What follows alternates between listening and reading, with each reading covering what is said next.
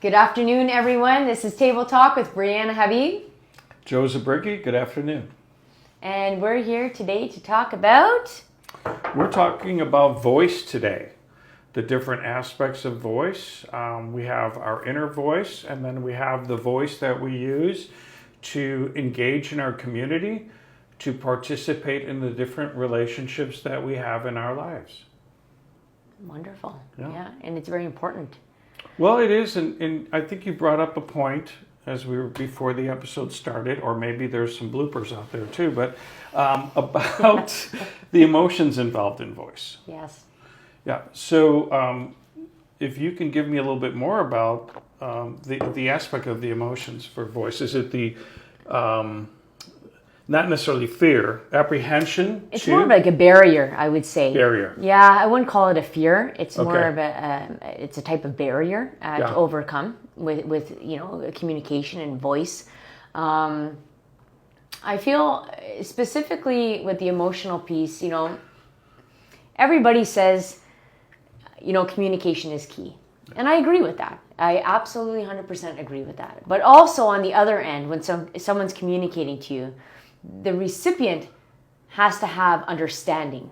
Because if the recipient is not understanding what's being communicated, there's going to be a shutdown. Yes. Right? So, and then it's going to come to, okay. All my teachers realized that when they were trying to teach me. No, but you know what I mean? It's like there's some aspect to it, okay, where the person is trying to gain understanding, and if they're not understanding what the person is communicating, what happens is for the person, it feels like, you know what, this person, when that's communicating is just not understanding, forget about it, and they shut down. And it's like they're never going to get it, and then they quiet their voice. Yes. And that's not great when you're trying to have a resolution, and it could be whether it's in with the community, with work, with a relationship. It's huge. So we touched on that in a previous episode about taking ourselves out of the game. And we had used this example of living life in our full creation is like playing on the field, being engaged, being present in the moment. And the aspect of in the stands, being caught in past and future, which is where our mind may go when we allow our emotions to come into a conversation, into a being, or preconception of what should happen or what results we want from that engagement. So when we go into a thing, and when you can tell by looking into somebody's eyes when you're losing them, and then we have to flip and go, hey, can you tell me something about what we're talking on that has affected you? So we have to re-engage people, because if we're losing them, that means we're running down a rabbit hole somewhere and we're all by ourselves. Or we're communicating something that's triggering them, and they're internally shutting down, and they don't know how to cope with it. Or they go into this freeze mode, right? I guess it's like a deer in the headlights, and they're like, oh my gosh, it's too overwhelming what's being communicated, or, that piece of things. So it's imperative that. So we're talking about voice, but we're also now talking about bringing somebody's voice into the participation, which I think is a trickier thing. So it's funny how this episode we're thinking about, our voice, internal voice, how we engage in the community, but to bring somebody into the conversation is really community relationships. So if we're solid in our inner voice and we're well-centered without any type of ego or personal intention coming into a meeting, we have a much better chance of reaching somebody. Yes. Yeah. Right? And so we engaged in a conversation. Earlier today I had a client come in, and we talked about everything but property for an hour. And it was wonderful. So meet people where they are. Yeah. Yeah, I love that. It's so true. You have to. Yeah. Because, I love that, Joe. That makes us human, and the humanity of it. So when we first started talking about the subject matter, Brianna mentioned one voice. And I thought that was very interesting, because I had in my headspace the aspect of inner and sort of community relationship. But one voice is a whole different matter, and I think that might be something we should go into. What were you thinking with the one voice? It was more or less just that came to me regarding it. There was no rhyme or reason. It just So like a humanity aspect? Yeah, it was more of a humanity aspect, I guess you could say, for the one voice. But then when you talked about your piece, how your perception of that was the inner piece of it, that made more sense for some reason. Yeah, but when I came back to that, and this is a thing that we can do with the people in our lives, is, hey, you mentioned a point. I think there's something there, because I had one piece of it, and then you brought in the one voice. So if we look at humanity in general, our progression, our so-called evolution, and I think the next real evolution is of the mind, soul, spirit connection. Yeah. So we can go and truly feel that we all belong, as we've talked in the past, as brothers and sisters. Yeah. That's actually a perfect description of what I was thinking on that. Of a one voice. Yeah. And then, so let's say that one voice is sort of that one language of humanity. We come in and we're able to connect better. Yeah, I agree with that, actually. Yeah. Yeah, Joe. That was a good one. And I don't know, what else do you feel in terms of the voice that you'd want to speak about, that you feel? I think the aspect of a meditative state, a prayer state going into the day. We've touched base a lot, and I might feel like sort of a broken record about the gratitude aspect. For me, that's a real easy segue into a day where I can reach a meditative prayer space where I could bring in the eternal love, the divine God into it. And that voice is different. That Holy Spirit guide talking to us is very calming. Yeah, that's interesting, actually, that you bring that up, because it is very different. Yeah. On a different level. On a different level, but it is part of us. Yeah. So in a way of, we talk about engaging with community, engaging in our relationships, with our clients, all of it is together, and it's beneficial for all of us. Yeah. So if we are able to do that, open that voice up, we can sort of move the ego to the side, and then truly hear the person. We always talk about truly hearing a person, and hang in there. Even if we do get deer light, head in the deer lights aspect, Yeah. I like to usually have a joke about it. If I can come up with one. Yeah, and it does. It lightens it up a bit, and Right. it takes us out of that, that space that we're going into, like shutting down communicating wise, because I think it's so important to get our point across. And I feel that sometimes also when we're communicating, we feel if there's certain things that somebody else won't like about us. If we say that particular thing, or they're going to judge us or have an opinion on us. And I feel like that's also sometimes with people, that's a fear. And we are filming this on election day.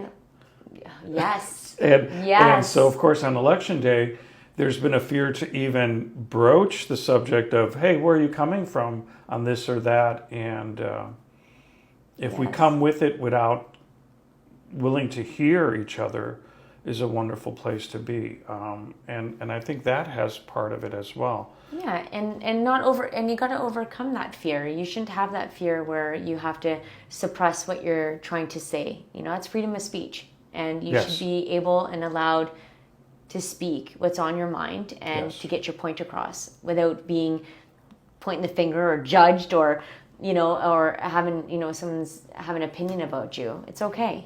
Right.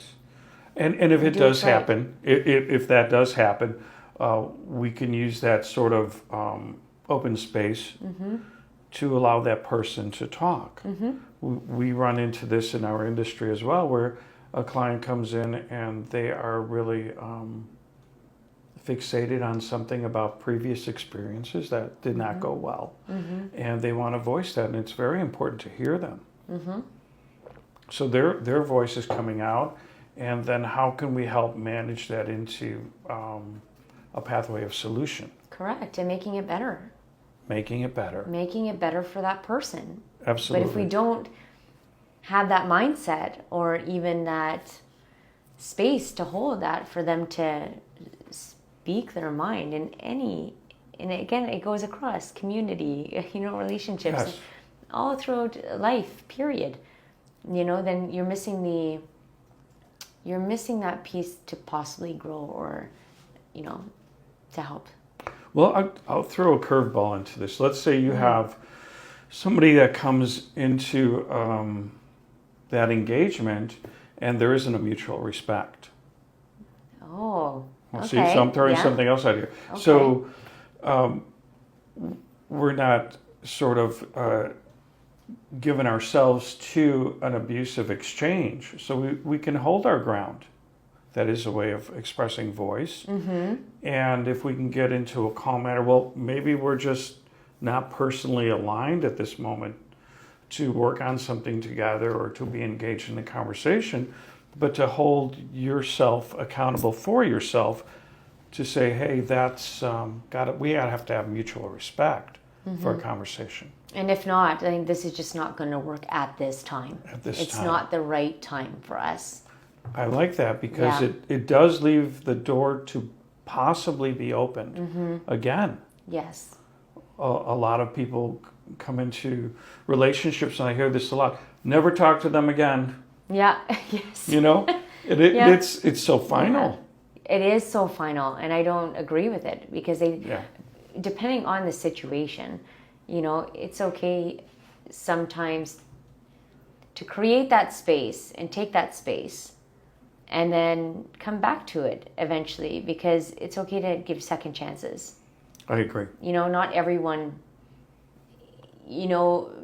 is malicious or have that malicious intent towards you or towards a situation or towards a conversation. It could have been that day. It could have been a moment. It could have been their mood. You don't know what's going on in their life. Right. It could have been whole sorts of things. And it just wasn't working at that time. And that's the universe telling you. It just wasn't meant to be at that minute, at that moment. Yeah. So, and then come back to it. And it is to leave that door open to come back to it.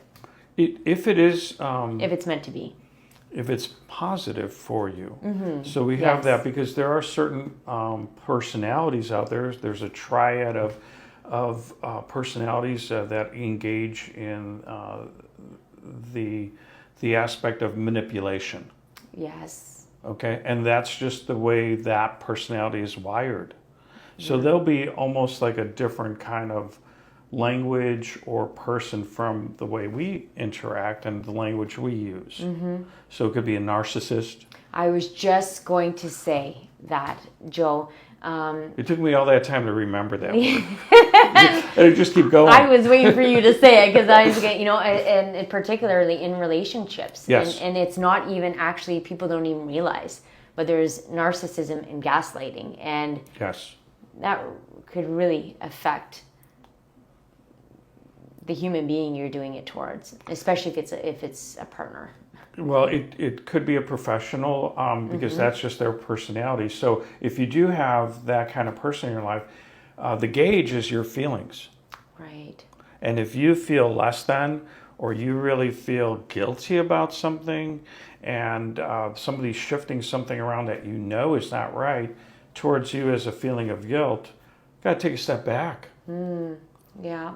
Got to really reevaluate. Hold it accountable for yourself to be good to yourself. Yeah. To love yourself enough to say, well, this isn't good for me. Yeah. Yeah. And give that person a chance if they're willing, but it has to be the mutual respect. It has to be a conversation on equal ground. Yeah, and not bringing in toxicity towards one another. Yeah, because when that starts, then it's we're no good. It's not needed, really. No. And if somebody has to blow up like that, and sometimes you'll have people just caught in toxicity, but that doesn't mean we have to jump into that. Right. So, I've done some coaching before, some consultation work. It doesn't mean that there's an expression. It doesn't mean I have to jump in the muck with that person, or else you're both stuck. Yeah. So hold your ground, and if that person has to come to you, you can't really do that work for them. And that's okay. Yeah, and you gotta lay your boundaries as a human being, and say it's not okay. What you're doing, this is my boundary. Yeah. Now it's crossing it, and we have to move on right now. Well, I'll say that if there's one word of voice that is really, I think, powerful, is the word boundary. Yes. To say that, because I think for maybe me personally, that has a connotation like that it's a showstopper, perhaps. Yeah, and it's not easy to set healthy boundaries with somebody. It actually takes practice, a lot of practice, to get to that spot where you're able to lay a healthy boundary and then say, you know what, I am valued a lot more than this. I have a lot more self-respect for myself that I don't need to go through this. And then this is my boundary, and if you're going to cross it and keep crossing it when I'm telling you, please stop, then that's where you voiced your opinion, and now you have to walk away. Very good. Yeah. That's powerful. Yeah. And that shows inner love. That shows also love for the community, love for relationships, because if it's one-sided, it could be abusive, aggressive, and again, that toxicity stays with you if you allow it. So sometimes we sort of been brought up into exchanges like that where some people might say, well, it's your obligation. This is your role. And then we must learn through our walk in life to say, nobody defines my role. Nobody has that right. We have the inner freedom, a divine inner freedom, to choose our path and to establish our walk. Yeah, and I have to say, just on that note, so first off, and it's also emotionally draining for the person. Yes. That is going through that, number one. And number two, you bring up a great point, is we are conditioned a certain way when we're from children, until adults. And it's also very, very difficult, but sometimes needed to change your beliefs along that path in life. If there was something that is not serving you now that you have been taught, and it's very hard to break a lesson that's been taught by parents, or family or anybody. There's a catchphrase that sticks in my mind when I first started down that path of being more than my family definition. Yeah. And that is the release of antiquated principles and beliefs that no longer serve you. It's a very powerful statement. So, and it takes intention, and it is, again, I'll say it again, the release of antiquated principles and beliefs that no longer serve me. And if you can say that to yourself, then it brings an awareness to, yes, that's a declaration for myself for a better life. And to the talk with the people around us that may be causing a little bit of that inner voice being imprisoned, for lack of a better expression, or suppressed. Well, hey, we'd like to have it. I'd like to have a talk about this because this is how this makes me feel. But I don't want it to feel like it's your fault. Right. So we want to go in a no fault meeting and see where it goes. You never want to do the blame game, because that's also going to get you nowhere. It's just finger pointing. That's right. And it's not nice. It's not, for anyone. And that'll just take you in one big loop that you'll never get out of. More exhaustion. Yes, and then it emotionally drains you. Yeah. And then 2 hours of that, if you have to sit down and talk to someone and you're in that loop of just blaming. Yeah. It's like, this is the situation. that's at hand right now. Forget about the past. You never want to go into the past either, because then, we're bringing up old stuff. Yes. So this is a situation at hand. Yes. And again, it can be on any aspect of your life. How are we able to resolve this situation now? Where do we go from here? Where do we go from here? Forget about back then, in terms of if you're dealing with somebody else in business or in the relationship, old stuff is brought up. Okay, that's fine. Don't blame back and forth. Where are we at right at this moment? And how can we fix it? And how can we move forward in a peaceful way? Is there willingness to do so? And is there willingness to do so? So that would be a commitment. Yes. And a confirmation that there is a unified approach that benefits both. Yes. Without that commitment or agreement to, a true intention to, you may be dealing with a personality that doesn't have your best interest at heart. Mm-hmm. And we both have coaches' hearts. Yep. We have to recognize that. I'm sure there's a lot of coaches out there that have that same heart. We have to know when to walk away. And sometimes it's very, very difficult, or it's hurtful, and you're going through all the emotions. But clearly, whatever it is that you had to walk away from, it just was not serving you at that time. Agreed.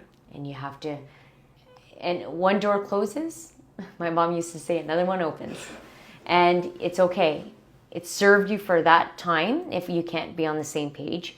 And there's now that willingness on both ends is not there. Yes. It served you for that time for a reason. And if it's not serving you moving forward, it's okay.